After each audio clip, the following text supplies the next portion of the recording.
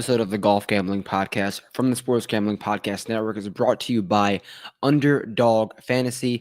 Sign up with promo code GOLF SGPN to get a 50% deposit bonus up to $1,000. We are also brought to you by Rhythm. Start crushing CFB and NFL with Rhythm. Get your 7-day free trial by going to sportsgamblingpodcast.com/RITHMM. Thank you for always tuning in to the Golf Gambling Podcast. If you can give us a 5-star rating on Spotify or wherever you listen to this podcast, we'd gratefully appreciate that. Only you can prevent corporate gambling from taking over and let little guys like us prosper and get to the top. We are back. Another week of DFS golf, another week of golf betting, another week of the PGA Tour. We have the Butterfield Bermuda Championship. So we'll touch on we'll touch on last week's tournament a little bit, but I'm sure Dom and I tomorrow will go more deeply into what happened on Sunday at the I almost forgot what it was called, the WWT Championship last week. We'll talk about the Justin Lauer sweat, the Austin Eckroat sweat, the Joel Damon sweat that I know some of you, I know we had some guys in the mix on Sunday, but that'll be more of a betting show. So I know some of you guys had Eckroat, so congrats to you guys. And we had a pretty decent DFS week. Obviously, we talked some things about Cam Young, and he withdrew. So it was a blessing in disguise, maybe, that Cam Young never teed it up in Mexico last week. But we have a new golf tournament, the Butterfield Bermuda Championship, a golf course that is going to lend itself to short hitters, to plotters, to accuracy guys, to the top. But I also want to get a little different when we're getting there, because every week, every show you listen to, not every week. This week, every show you listen to, everyone's going to say, play the guys who hit the ball straight off the tee. Play the guys who are shorter. Yeah, that makes sense on a short golf course. But more than anything, there's a reason why the plotters have risen to the top at a golf course like this. It's because usually this field is full of plotters. Like, we don't see Rory McIlroy playing this event. If he was in this field, he'd probably win every single year. So I think there's a world for those bombers to have a great week if they're driving it on a string, because one, they don't play this event that often, and two, if they do have a good week off the tee, meaning hitting the ball straight, they're going to have a massive advantage over the field, and just based on having a lot less numbers into green. So we're going to take a little bit of a different DFS approach this week, as we do more times than not, and talk about them. So let's bring the DFS board up, talk about this 10K and 9K range right now. So Seamus Power and Mac Hughes lead us off 10-5, 10-3. I do think I like that 10K range a little bit better last week than I do this week. We had obviously Cam Young in play and Max Grazerman, who was just playing so well. Now we have Seamus Power and Mackenzie Hughes. And while Seamus Power has been playing some decent golf in the fall, he's been playing pretty consistent. He's got a T13 or better in 3 of his last 4 starts. I don't know how much I trust him at this price. Yes, he's won here before. Yes, it's a golf course that makes sense for him. But you're asking a lot for Seamus at 10-5 and also at 23% ownership. So Seamus probably has to finish T8 or better to really pay that off. And I do not think that's a lock. I really, really do not think it's a lock. So Mackenzie Hughes, another golfer who is over 10K in a spot that he's not really used to being in, but he's been a few times. I think he was up there at the Pro Core Championship, but he's got a T8 in his last start, a T8 and a T4 in his last few starts. And I really like how well he's hitting his irons. He's coming off 2 of his best approach weeks of 2024. That's a great time, because this is a golf course, a field that he's should be one of the more accomplished players, should be one of the more confident players, but he's never played this event before. Now, Mackenzie Hughes sometimes struggles with driving accuracy. I don't know if that's going to be the case this week, but the fact that he's able to club down is giving me some hope for Mackenzie Hughes. So therefore, I think based off those 2 things, I prefer Hughes over Seamus Power, just because I don't trust Seamus Power at this number, where Hughes has been here at least a few times before and has done all right. And he's coming off 2 consecutive T8, T4 finishes, and the approach play is really good. We know he could put the lights out. So in the 10K range, I'm going to go with Mackenzie Hughes as my bullet if I have to pick one. Is this the early leans? Are we getting Wes Bryan most tipped? I could totally see that. But yeah. But sneaky Wes Bryan has been playing like kind of good golf. Like he's just around, like he's on the leaderboard on Sunday, and he'll have like one day, like Friday or Thursday, where he makes 4 birdies in a row. So I don't hate Wes Bryant as like a DFS play, but if he's most tipped, I just think that's funny. All right, 9K range time. Let me fix my screen a little bit. Maverick McNeely leads the way at $9,900, all the way down to Andrew Putnam at 9K. This is kind of a big 9K range. I want to talk about Maverick McNeely up top. This is honestly an expensive price for Maverick McNeely, coming off of a T6 finish in Mexico. But I don't like him this week because he's a golfer who generally struggles with the ball striking, can make a ton of putts. But also, I found out that he has his little brother on the bag for the entire fall. That just seems extremely unserious to me. Like, this is a golfer who doesn't win, and he's priced up high, is obviously talented. But, like, dude, get a good caddy on the bag and try to win. Like, Chris Gotterup has had his brother on the bag for a long, long time. He got someone else on the bag, and he won the first week. I think he was on his bag in Myrtle Beach. Like, you're not a winner yet, Maverick. So I just think he's unserious. Ben Griffin, he's going to be extremely, extremely owned. This is going to be the Ben Griffin Open. And yeah, it does make sense. He is an absolute slut for positional Bermuda, and that's what we have here. So he might be the one chalky guy that I can really get into, and I could just see what is going to finish it with the top 10, just because this is a golf course that makes so much sense for his style of golf. And yeah, Ben Griffin, he's going to be inevitable. He's going to be chalky, so don't be upset if you fade him and it doesn't work out. Next guy below, Doug Gim. I love this golf course for Doug Gim. He's coming off of a T20 last week, and we don't have the strokes gain numbers from last week, but I assume he gained strokes on approach after losing them at the Zozo. Gained about 6 strokes to the field, which is a decent week for Doug Gim. He has missed 3 of 4 cuts here, but when you're looking at this golf course on paper, it makes so much sense. Be accurate off the tee, be really elite with the middle irons, the short irons. The putter is going to leave a lot of question marks in the air, but from a ball striking standpoint, Doug Gim has the path to gain 6 to 8 strokes on approach on a golf course like this, which means he should cruise to a top 10.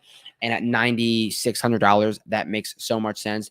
Patrick Rodgers coming off of multiple top 4 finishes in a row on this golf course, but that has to be all with the putter. And at $9,400, $9,500, I do not want to do that. Lucas Glover, a golf course that makes so much sense for him. He finished T63 here back in 2022, T45 here a while ago. It's because of the bad putter, but he's coming into this week with a few decent putting results in the last 2 months of golf, and we know he can gain 8 strokes on approach, so I do not mind Lucas Glover. Justin Lauer, $9,300, a golfer that I was so high on last week, and he almost got us a win. I don't love him here. I know he's got decent course history, multiple top 20 finishes over the last few years here, but I like Justin Lauer on bigger golf courses. I can see him having a letdown week, and you're buying him at somewhat of a premium $9,300, where he was a little lower last week. I can see Lauer bouncing back. I bet him last week, so I was pretty in tune with what he was doing. And he was getting lucky. He was chipping in. He was making some long putts. So I'm going to take the backseat to Lauer. That leaves us with Sam Stevens at $9,200 coming off of a T6. He's gained strokes to the field in now 5 straight events, has made 5 straight cuts, and they're pretty decent gains. He's gained on approach and now 2 straight.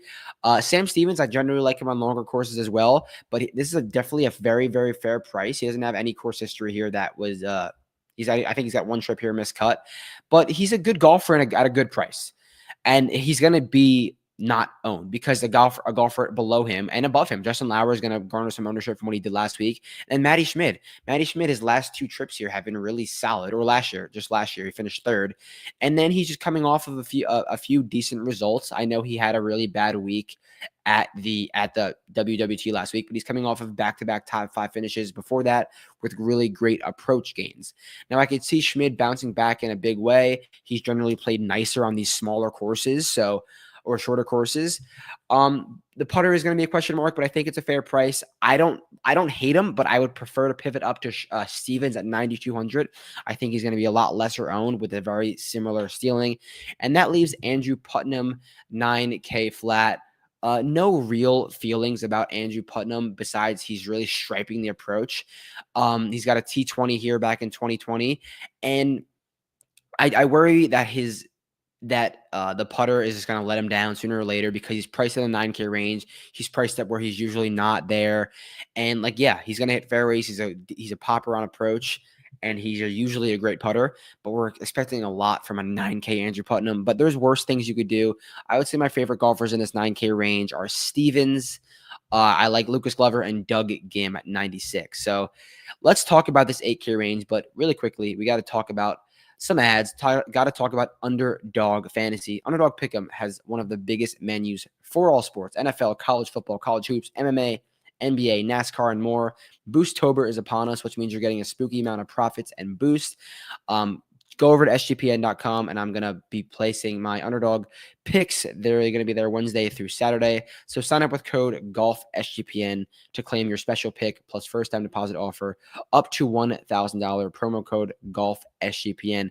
BetUS. We're brought to you by BetUS, the best betting business in the United States. Been around for 30-plus years. Easily deposit using crypto and get lightning-fast payouts. U.S. customers are always welcome. I'm going to be talking about a bet I like tomorrow on the betting show. So sportsgamblingpodcast.com/betus. That's sportsgamblingpodcast.com/betus. Promo code SGPN so they know we sent you. And then finally, Rhythm. SGPN's proud partner, Rhythm, is the #1 AI-powered sports betting platform that helps provide bettors of all levels the ability to build custom models in seconds, get predictions for money lines, spreads, totals, props, whatever you need. Build your own model, copy one of theirs, or have Rhythm build a model for you. You can now track props in the Rhythm app, NFL picks, NFL props, college hoops, NBA. Rhythm has it all. Claim your 7-day free trial by going to sportsgamblingpodcast.com/rhythm.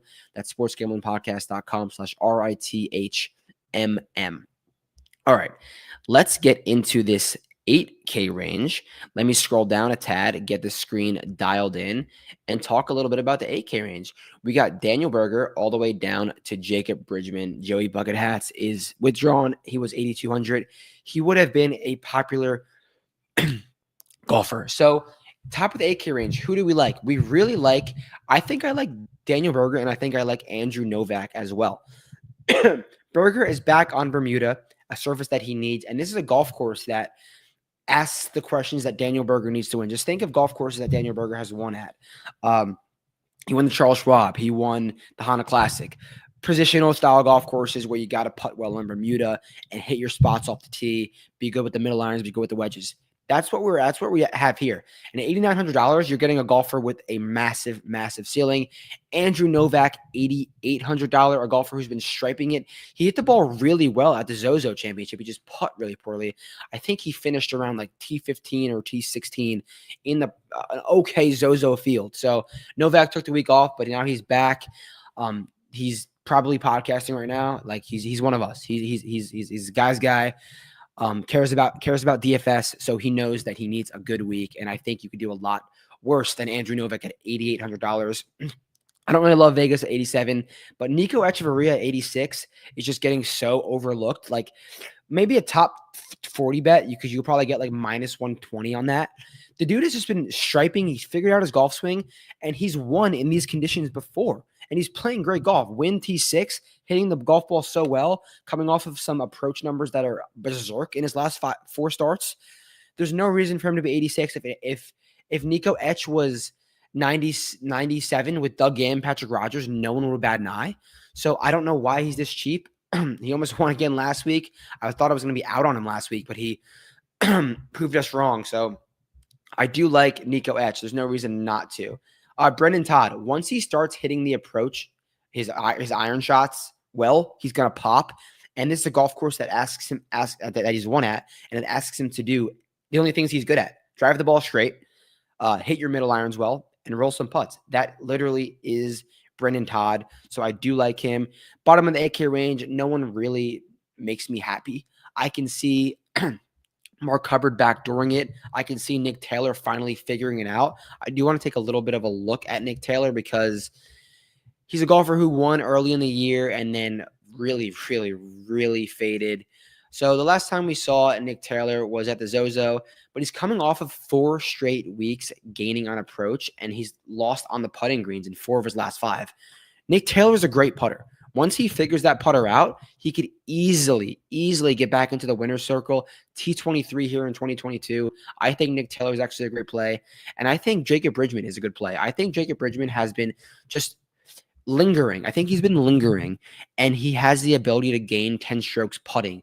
And if the pieces fall right, I know it's not an attainable way to do things, but I think Jacob Bridgman can make some noise if he just has that pop putting week, which he definitely has. He's not the best ball striker, but a guy who can just light it up on the greens is a golfer who can win you money, and I think Jacob Bridgman can do that sooner than later. So 8K range, I love Berger and I love Novak. I like Berger as well at the top. Middle of it, I don't mind Nico Etch, and then down bottom, Nick Taylor and Jacob Bridgman, I think can make you money. 7K range. Let's talk about the 7K range. Alex Smalley leads us off at $7,900. And I think he was pretty popular last week, and Rico Horry. Both of these guys were pretty popular last week, but I really like both Alex Smalley and Rico. Smalley is a guy who needs a positional Bermuda golf course, and that's what we have here. That's his style of golf, and he's made now 4 straight cuts. It's a golf course where he played really well the last 2 years. I think he's made 3 cuts here, and he's a guy who's close to that 125 number. So he knows this is crunch time. I got to play well. I got to play good, solid, important golf. And it's a golf course that makes sense for Smalley. So I think he's going to do well, and I'm going to continue to ride that wave. He keeps making cuts, and if he's making cuts at $7,900, good things will happen. Rico Horry has not missed a cut since the U.S. Open. He's just been an absolute striper. T45 last week, didn't really have it going. He started off all right, but I like what Rico can do. He can do it on a big golf course. He could do it on a small golf course. And I think Rico Horry is a perfect example of a pivot for this style of golf. Like I said to start the week, everyone's going to be going to plotters. Everyone's going to be going towards short hitters. Rico Horry mashes the ball, and this field is never filled of golfers that mash the ball. If he's hitting the ball on a line off the tee, he's going to have a massive advantage with the wedges, with the short clubs in his hand. So if you can get an elite driver who's hitting that driver well, you're in for a good week, and Rico could definitely be that guy. Okay, middle of the 7K range, anyone that really catches my eye. Michael Kim, I think, is up to good things. We have some noise that Wesley Bryan could be a chalky guy this week, and I don't want to be a part of Wesley Bryan chalk. I'd rather go down to Joel Damon, because if Wesley is chalk, Joel will probably not be chalk, but Joel has the ability to gain 8 strokes on approach, especially on a course like this, which could definitely lead him to a good week. And this is a golf course where and this is a golfer who's around that 125 number as well, and knows that he needs to have a few good weeks. I want to talk about Ryo Hisatsune for a little bit. He's $7,500, a golfer who is generally really accurate off the tee, and he's played really well up until that Zozo, which I think you could just call some pressure. Like, he played the Zozo, it was a home game for him, and now he's back. He took a few weeks off, but his 2 recent starts before the Zozo gained over 5 strokes on approach combined, and he's gained strokes putting in 5 of his last 6 starts. If he's hitting the approach, if he's approaching it well and putting well, Ryo will have a really good week. So I do like him in the middle of that 7K range. Down towards the bottom of the 7K range, we're seeing good things from Justin Suh. That's now 2 straight starts where he's hit the ball well, which is unlike him, because Suh is usually a golfer who needs to rely on the putter. If he's hitting the ball well, we know he can putt it well. So I do like Suh from that standpoint. What's his course history like? He's got one start here. It was a missed cut, but he's $7,300. I think you could do a lot worse. Toasty, the most tipped golfer last week, Alejandro Toasty, went up in flames. Would I be surprised if he has a massive week? No. We're still in strokes gained South America, or strokes gained Spanish speaking country, and which Toasty needs. And this is a golf course that wouldn't scream Toasty. It's shorter. It's a little bit narrower in some spots. Toasty led the field in birdies at the Shriners, which is a narrow golf course with some wind. It made sense for him to bomb it everywhere at El Cardinal, but you get him back on a golf course that's claustrophobic. That doesn't really make sense for him on paper, in a massive bounce back spot at 8% ownership. I'm down. I love the Toasty flop lag, $7,100. And then Garrett Kigo, he's probably going to get a lot of ownership from that Sunday he had, but he's definitely an unserious golfer, even at 7K. I don't know if I love him. So 7K range, my favorite golfers are Rico and Smalley. I like up top. Towards the middle, I like Rio Hisatsune a lot. Joel Damon. And at the bottom, Justin Suh. Okay, let's go towards the 6K range. A few names, but I'll probably have some more names later in the week for the 6K range. Miles Russell's in this field. I did not even know that. The young stud from Florida is in the field. Hayden Buckley at $6,500, probably one of my favorite golfers in this 6K range. I know he's not been playing the best golf, but he's actually hasn't made a cut since the Barracuda. But this is a golf course that makes sense for him on paper. He usually thrives with driving accuracy. And if Hayden Buckley's hitting fairways, that leads him to hit clean approach shots. And this is a golf course where you don't have to be long. He's definitely not a long golfer. So I definitely like Buckley at that price. And in $6,300, I like Ben Taylor. Ben Taylor had some of his best results at the Sony Open, has some of his best results at the Honda Classic. He's a short Bermuda golfer. He's from South Florida. He went to school at Nova Southeastern, and he went to school at LSU. So he loves the Bermuda. I like him at $6,300. So 63 Ben Taylor and 65 Hayden Buck are my two 6K guys. But that's the rundown. Those are the plays. Those are some of the fades. Hope you enjoyed. And any questions, you know where to find me. Be back tomorrow with the betting show. Any questions, any concerns, hit me up on Twitter. I'll catch you guys then. Peace out.